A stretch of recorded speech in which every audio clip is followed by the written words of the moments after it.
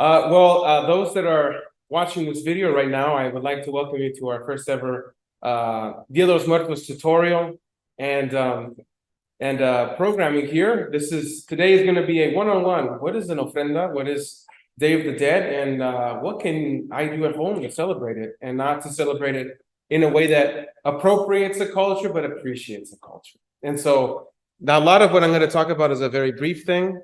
And let me just start by sharing my screen here. Dia de los Muertos, ofrenda at home and at church.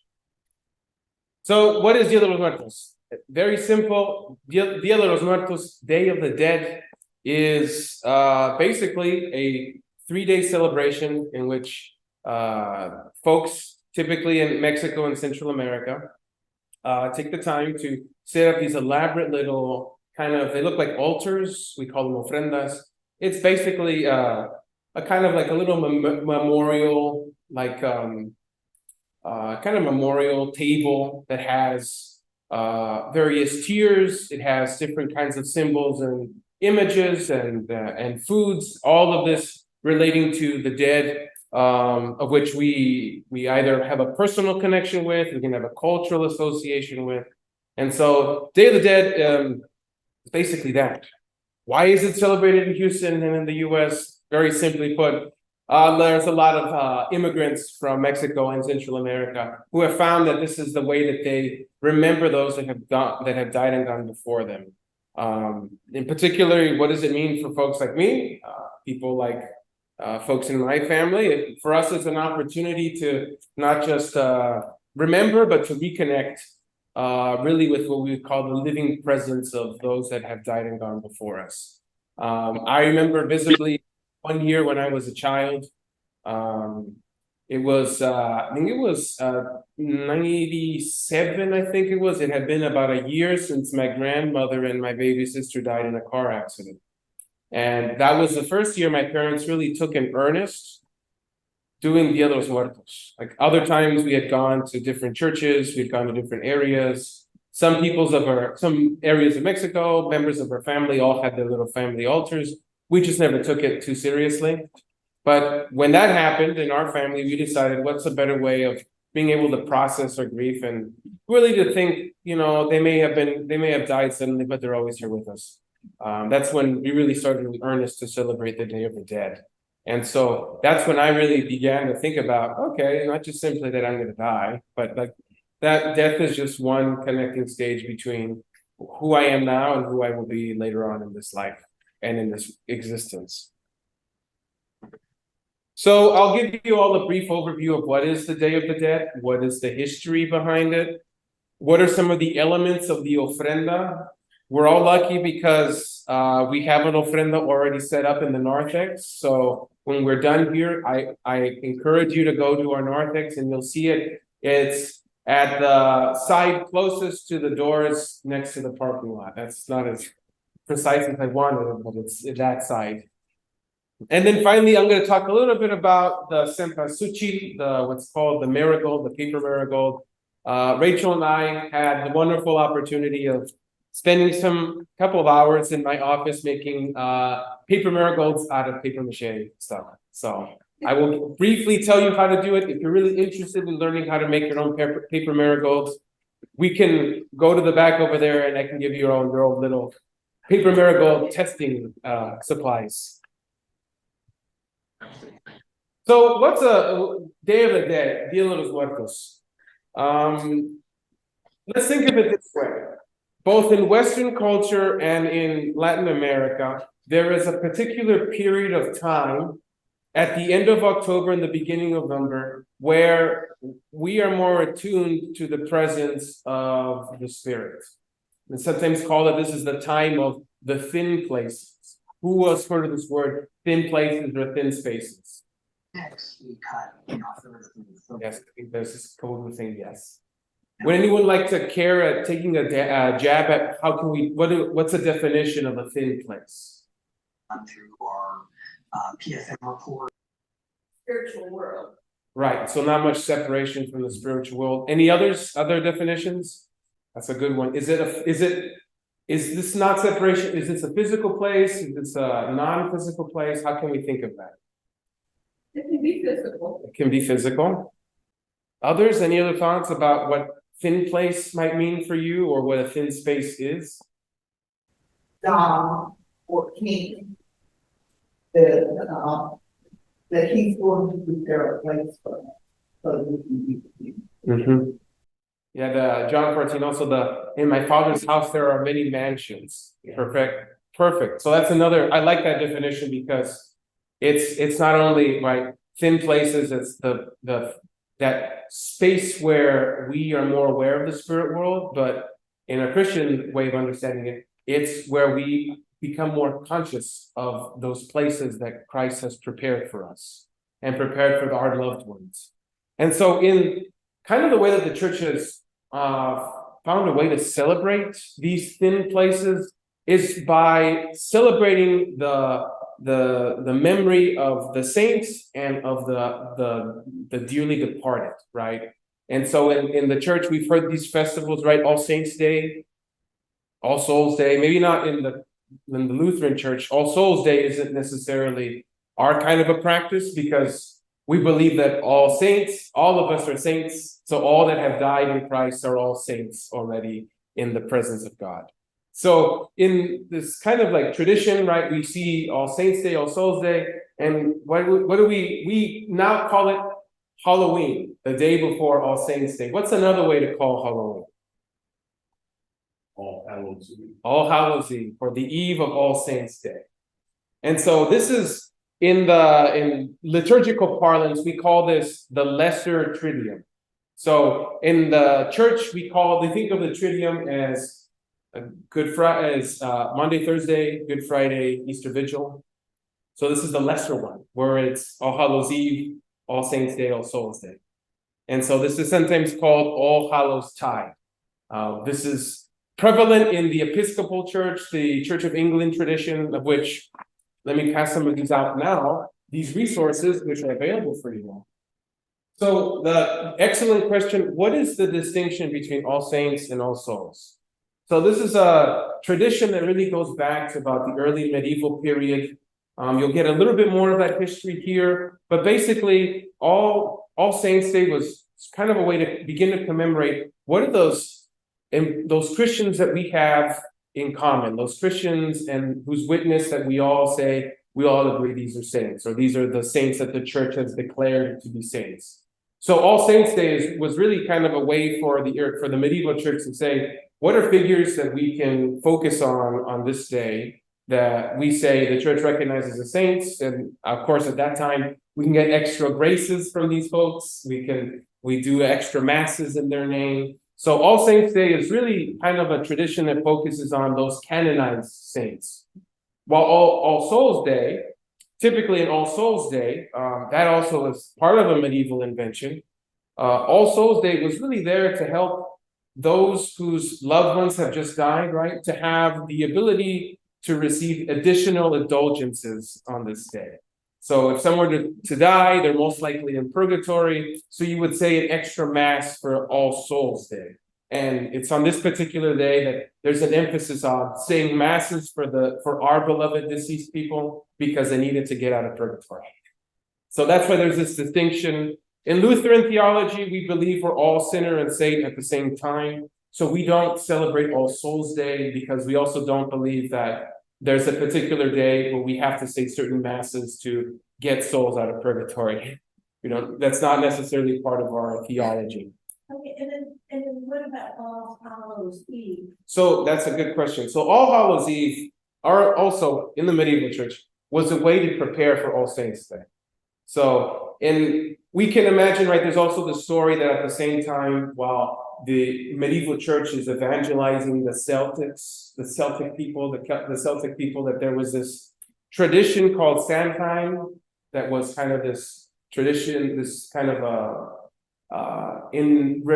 indigenous Celtic kind of tradition of honoring the dead, of remembering the dead, that there was this way in which the church said, well, this sounds like our All Saints Day and our All Souls Day. Well, why don't we just mesh it in together and make it so that when we evangelize the Celtic people, so the peoples of France, northern Spain, the British Isles, and a little bit farther to the east, right? That all these people would have an easy transition into the liturgical life of the church, which is similar to why, and when we get to the Day of the Dead, why in the Day of the Dead, the Catholic Church did almost exactly the same thing. There was this month-long festivity called Mikahuitl, which is basically it's our Day of the Dead. It used to be a month of the dead. The Catholic Church in the 16th and 17th centuries decided, well, we can't have this kind of what they said pagan kind of a festival. So let's bring them into the fold of the All Saints, All Souls Day tradition. You were gonna say? Why the end of October?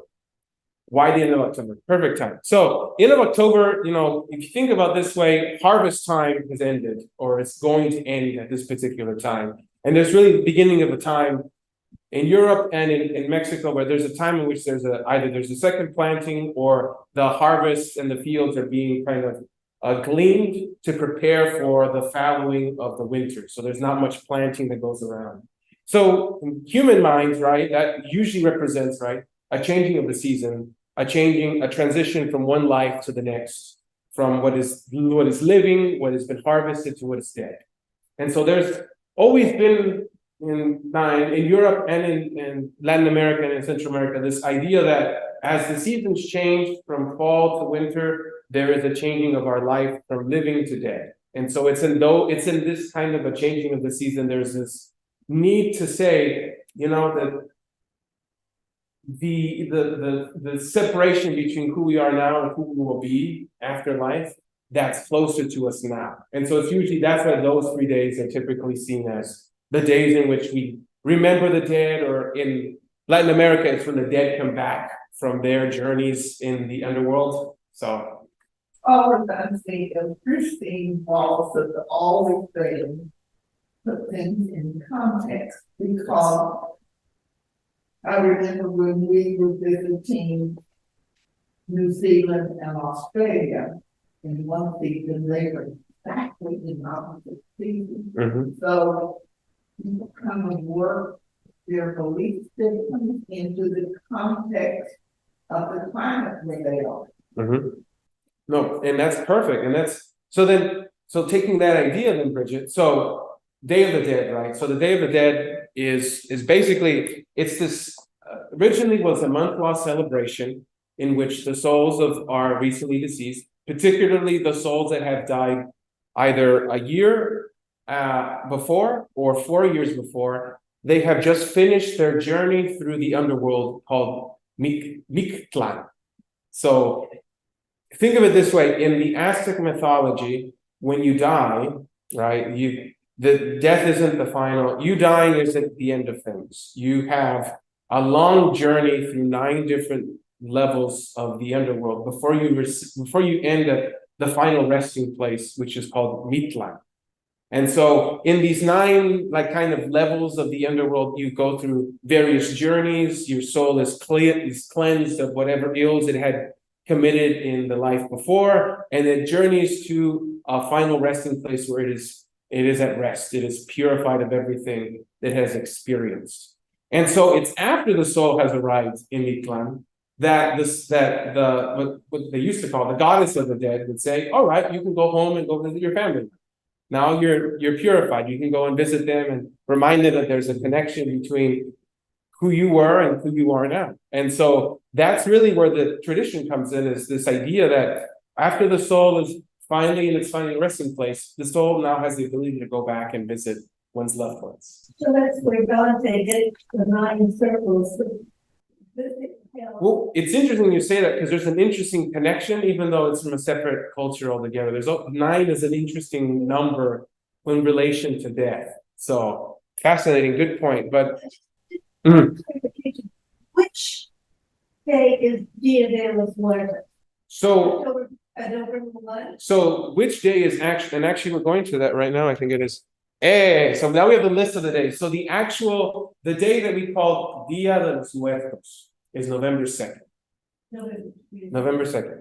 But there's actually a much fuller calendar of when to set up the altar and when to tear down the altar. So It can traditionally begin, this is all flexible because, again, right, we think of it as, when I say like the Aztecs thought that there was this descent of the dead into 9 different levels, it also really depends on your family. So it depends on where your family is. How far along did your parents die, your grandparents die, or even your dog or your cat die? And so, depending on how long that has happened, you can either start on the 27th, which is when you celebrate the death of your pets, your lovely departed pets, or you can start later on the 31st. But so here's just kind of a listing of different dates. If you do the fuller calendar of events, you start on October 27th, which is the day when you remember your mascots. And then you can do a series of other days, the 28th, the 29th, and the 30th. These are for people that are a little more aware that, after a certain time, people forget, I don't know my great-great-great-great-grandfather, right? I don't know who that is. We don't remember my great-great-great-great-grandfather. And so there's a particular day in this entire festival where it could be your ancestor, it can be somebody else's ancestor, but you set out an additional piece of food for those that have died but are now forgotten. So the forgotten ones. There are those that are forgotten is a little different than lost souls. Lost souls are those that have died recently, suddenly, and you don't know who they are. And then there are those that have died accidentally. This November 30th, it says accidental death, but it's really accidental death without having eaten something. So they either give them, so one of the things you put on the ofrenda is you give them a piece of bread. Say, thank you for coming, I don't know who you are, but here's some food.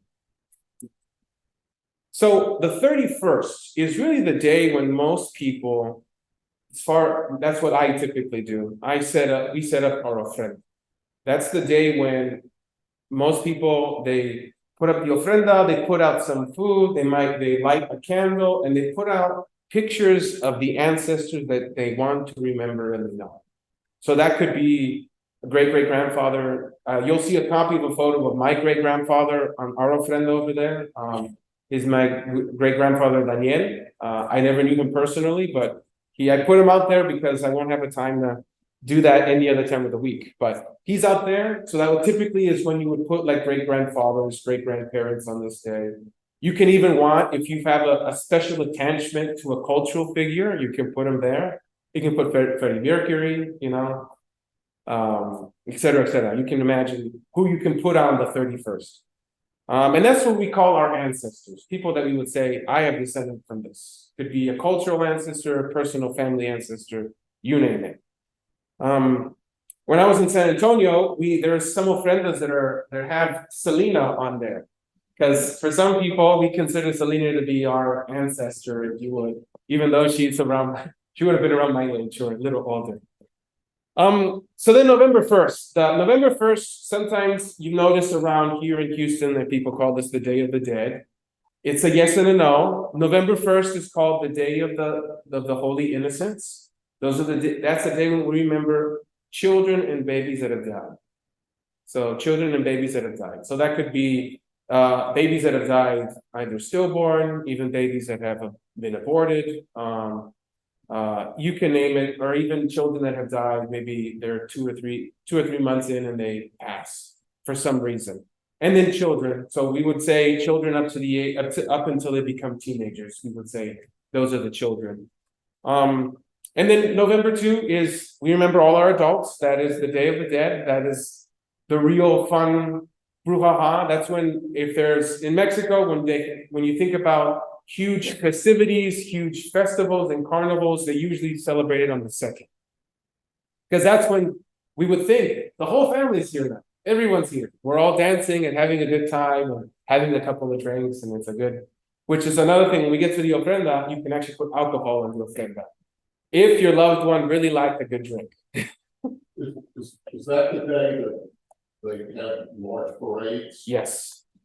They have large parades. You'll notice, you've seen the parades, people are dressed in, they're dressed in sometimes like real nice fine clothes, and then they have a painted skull on their face. It's the same way. They're also trying to, when you see that, it's a way of honoring their ancestors, or honoring the tradition. Like you can dress as a charro, a Mexican, mariachi uniform, and then have the painted face on. And then November 3rd is hasta luego, friends. That's when, at least in our recent understanding of how this works, this is when the dead are like, all right, time to go back. It was nice being here for a little bit. I'm gonna go home. And that's when you light the last candle and you start to take apart all the ofrenda. So everything that you put on it, which we'll be talking next, as to what you can put on the ofrenda. But any questions on this point? Well, the ofrendas, some of the ofrendas, most of the ofrendas that I have seen were dedicated to one person. Because it sounds like you can make an ofrenda that includes all of your ancestors or a lot of people that are important to you.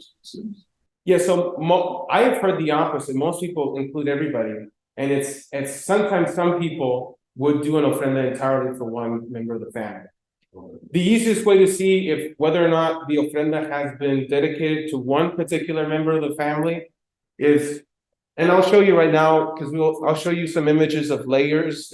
Most ofrendas have several layers. It's between 1, 3, or 7 layers. On the very top layer, if there's a photo of someone there, that is usually either in terms of if it's a lot of family members, that's the most recently deceased. They just died a year ago. Or if it's for one person, that's where you usually want to have the photo of the one person, because that's the highest level of all of this little ofrenda making. So yes, so you could do that. Like if you really like, I don't know, if you like Queen Elizabeth a lot, you can make a Queen Elizabeth ofrenda, have her just there, and you could do that. I mean, I wouldn't, but you can do that if you like. I don't have a connection to her. So, you all have this wonderful booklet here. People out in Zoom land, we will make that booklet available to you all. So what goes on the ofrenda? There's a whole listing of things here. I think it's better to just show images. So here is, let me just take this little bar because that's not part of the ofrenda. Move this out of the way. Oh no, here's a better one. All right. So let me show you a bit of what can go on an ofrenda. So this is my home ofrenda that I did last year. This is So every ofrenda has 4 elements, right? So remember again, this is pre-Christian Mesoamerican tradition. So we think of the 4 elements as earth, wind, fire, and water. You have to have those 4 elements in this. So typically, when you want to think of fire, you think of candles. So you try to have votive candles. You can use electronic candles. And sometimes you have incense burner. It's my center right there. There's a particular kind of incense. It's called copal, C-O-P-A-L, copal. It is said that this is a scent that helps guide the dead to your home. It's a very sweet smelling scent.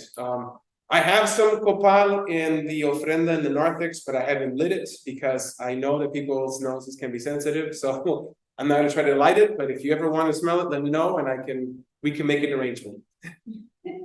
So then water, right? So remember, think about it this way. The Day of the Dead, the idea is not just simply remember the dead, but your beloved deceased ones are coming back home, right? After a long journey of 9 layers up the underworld, and you come here, and then you got to go home, people get thirsty. And so you usually want to lay out some glasses of water. So typically you want to maybe do 1 or 2 glasses of water. Just having a glass of water is just a symbol that, all right, my dead one who's coming back needs to have a drink because they're thirsty. But there's nothing more beyond that. It's also the symbol for water. And then you'll notice that there's food. There's all kinds of food. There's cheesecake. My grandmother loved cheesecake, candies, toys. So this is depending, right? If you're remembering a child that has died, you put toys in. Children love toys. That's a way for them to connect to this space. If it's food, you try to get the food of someone that you love. What was your grandfather's favorite food? What was your mom's favorite food? what was your dog's favorite like brand of kibbles, like things like that, like what snacks did they like? So you put it out here, and if it's like a man of the family, like my grandfathers, both of them, one has Bohemia beer, the other one has a shot of tequila. Now I sometimes say when I set it up, I'm like, all right, you guys share. All right, it's only one. Joel. Follow what do you do with the food, the drink, whatever it comes out? Perfect. Are you allowed to drink it, or is there some other way of disposing of it, or what? Try not to drink it. Try not to drink it mainly because the beer is sort of flat by then. Well, But no. So what you want to do, because these gifts have been in some way, you know, they're kind of sacred in some degree, you want to kind of dispose it as how you would dispose any sacred thing. So you can put it directly to the ground. You can find ways to dispose of it humanely. Try not to eat it or feed it to any other animals. That's the only thing. Excellent point. So what are some other things? So candies, you want to have fresh fruits and vegetables, right? So anything that's food represents the earth element. So we have fire is candle, water is water, food is the earth element, and actually air is also represented by the incense and the smoke. So what's another thing? What's a huge thing? What do we notice here? Yeah, cempasúchil is marigolds. So there's several types of flowers you can put. You can put white flowers on your ofrenda. There's this particular red flower that I don't know, it looks like a brain, but it's like red and velvety. I don't know the name of it. I'm looking at you because we've. Yeah. is that Costco? I don't know what it is. Do you know what it is, Wendy? Yeah, we call it terciopelo because it looks, terciopelo is velvet. We call it a terciopelo. It's like a velvet little red. You'll see it. It's like a velvet red thing. It looks like a weird brain. You can put that, but the huge one that we put is cempasúchil. This basically it's the marigold. Cempasúchil, it literally just means the flower of the day. And so there's a long, complicated mythology that don't have time for it, but suffice it to say, the idea is this: the reason why we put that flower out there is that when this flower blossoms in the world, it's when that flower also blossoms in Mictlan, in the other world. So it's a flower that the dead notice in their world, and when they see appear, they're like, oh, okay, I'll just follow that. Who here has seen Coco? Coco? Yeah. Remember, many times you remember that bridge, right? That's a bridge up, and it's on miracle plates. Exactly. That's why it's literally a bridge, because it's like the dead can see the flower that goes back home, as they say. Yeah, if you haven't seen that wonderful Disney movie, it's. So you also notice, right, photos of the dead, right? Photos of the dead. That's my big sister. I have an uncle who died a while back. You'll notice there's a lot of photos. It depends on who do you want to stress here, but typically, if someone has died in less than a year, you want to wait a full year before you have them on the ofrenda. But you can do whatever you want. If they recently died, you can put them on the ofrenda. It's okay. There's not a problem. We're trying to remember our death. And then, Why is that? because it goes back to the idea that for the soul usually takes about a year to traverse the underworld before it finally arrives. That's really what it is. They're on a journey. You don't want to bother them in the middle of the journey because they're like, oh wait, we don't have to go back. My son always broke all the rules, so. Break the rules. It's okay. It's okay. So we have sugar skulls, right? The skull in Mexican culture is not bad. Like, and that's kind of the odd thing for people to think about is for us, the skull is a reminder that death is here, death is real, but that we shouldn't be afraid of death. Like death is just another stage in life. And so that's why you'll notice there's usually a lot of sugar skulls here. There's sugar skulls at the Ofrenda and the narthex. There are people painted with skulls on their faces. It's because for us, it's a reminder that death isn't just one passage, it's a time for celebration into a new and much more enduring existence. This is why I love Mark Mummers. For each wrote that we but we need to all of us give them with the great. I love. We sing our song. Oh, And yes. you just came in, but I see it's a way of others honoring somebody else's culture. Mm-hmm. It's very cultural. We have a painting, they, there are happy days who sing a song one way, and there are holy days who sing the same song, dancing around the tree, another way. Mm-hmm. So it depends on what culture you're acculturated to. And to make another point, you know, just because it's in another culture doesn't mean you can't celebrate it. It's part of what we have to do is make a distinction between appropriating a culture and appreciating one. And so this is one way to say that you can have an ofrenda because this is a way of appreciating the culture that is the Mexican culture's way of celebrating the dead. The other way of dancing around the tree, if you would. I love getting a new vocabulary to really make a distinction of. Am I appreciating your culture or am I appropriating your culture?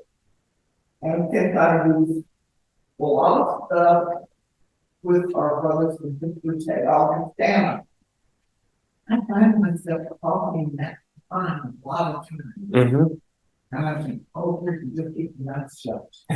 Well, you know, it's a part of it is, and actually, you know, it's interesting you say that because part of the way that we appreciate a culture is by listening to what the people that celebrate the culture, what they have to say about it, you know, and the permission and license that we give from in the process of learning from folks like that, from being able to say, hey, can I celebrate this? Oh yeah, you could.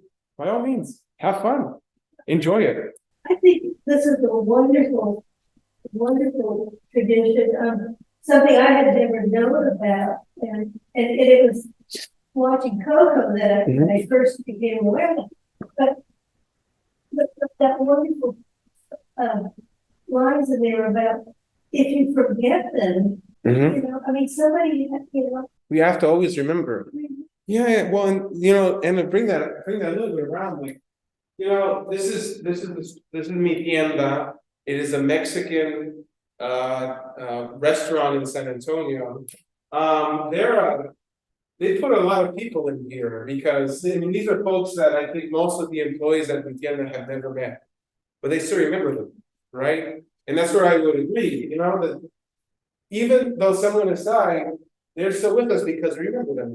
We keep them here, we keep them in the head, we keep them in the heart, and so. That's part of why when you have places like this, even though this is a little commercialized, right? They still want to remember who was the founder of Mi Tienda, who are the family members that shaped this entire place, right? You have all these, this is more like an outside city observance, right? How can we as members of a society, at least in Mexico, how can in Mexico, Mexican cities remember the heritage that they all come from, the roots? Right, and that's something that we always have to keep alive in the head and the heart. Thinking about how much I love Louisiana, and our son is an artist, and he talks about that Mexican design. He said it looks chaotic, but it's absolutely not. Exactly. No, and it is, and you know, a good example of that is up here. Actually, these two right here, especially this one up here, it looks like there's everything under the sun there, but no, there's an order to it, right? There's. As I said, the most recently deceased usually up there, right in the center of the top. Yes. There's a Mexican craft store in the high school. Mm-hmm. And they used to, I don't know if they still do, but they would have apprentices that were placed in the store during this time of the year. And about 20 years ago, we lived there. And it was probably one of the most moving things that I've ever seen. There was an apprentice to the 12-year-old son who had been shot by a shooter. Mm-hmm. And they had a picture of him. They had, like, I think it was a Snickers bar, his favorite thing. They had his baseball glove. Mm-hmm. They had a bloody shirt that was shot. And I mean, you could feel the pain, you could feel the care. So I think some of this is to Mhm. kind of create that almost, or at least in that sense, creating a communal feeling of loss and Mhm. grief. You can understand the care that these people had and the love they had for this person. Well, we always, what I really like about Ofrendas is it's the way that we make sense of death. It's the way that death always hits each of us personally. So it's how do we make sense of what's going on? And I think, and again, we've been talking about this in our Western society, right? It's very individualized, very commercialized. We forget that in making meaning, where it's never just that I make meaning for myself, it's a communal act. All of us together make sense of what's going to happen when this whole body stops moving, and that's, I think, what's beautiful about ofrendas that we have is or the ability to make those is you're all able to say, this is how death has touched me, how has death touched you, and how can we remember those that are now in the presence of Christ, enjoying Christ, and who come back and visit me from time to time. Yes. There's a Dia de los Muertos big celebration in Houston today. If you Mm-hmm. Google it, you can find out it's not too far away. It's got food, it's got dance, it's Mhm. got music. So it's going on all day yesterday and it's all day today. So this is just kind of the last couple of images. This is something that Rachel and I made yesterday. It's my office. We made some of the marigolds that you'll see, paper marigolds that you'll see in the narthex over there. If you're interested, it's really not hard to make them. You usually take about 9 sheets of this kind of like paper, and you kind of make little folds. I'll show you over there, but you fold this up until it's about this thin of a piece. Go like that, you cut it, you make little cuts, and then you fluff out the little piece out. I'll show you all if you're interested in that. And if you want to take some home, you can take some home over there, and you can look up on your own tutorial at your own time if you want that as well. Their marigolds are believed to represent the sun's warmth and light, Mhm. and their radiant colors are thought to guide the soul of the departed back to the world of the world. So to end it, Day of the Dead it's pre-Christian and it's somewhat Christian now, if you would Christianize somewhat. It's a Mesoamerican fall celebration that is used to remember one's dead, to honor them, to also help us make sense of what is death, how has death touched me, and how death has touched you. For those that are not of this heritage, there's a way to appreciate this culture and to celebrate it yourself. This is one way. Another way is to continue to learn about this through various local networks, through celebrating what the city has to offer in terms of the Day of the Dead celebration. Stories about them to pass down. Exactly. family. And when the church offers a thing like this, come and bring your. Would you pronounce the name of the marigold? Sempa Suchi. Sempa Suchi. Yeah, it's a hard one to spell. It's a hard one because it's Sempa Suchi. Yeah, it's Nahuatl. The TL used to be a pronounced syllable. It typically in Nahuatl today you don't pronounce it. It's this weird TL sound. So, and like classical Nahuatl, it would be Sempasuchi. But right now it's Sempasuchi.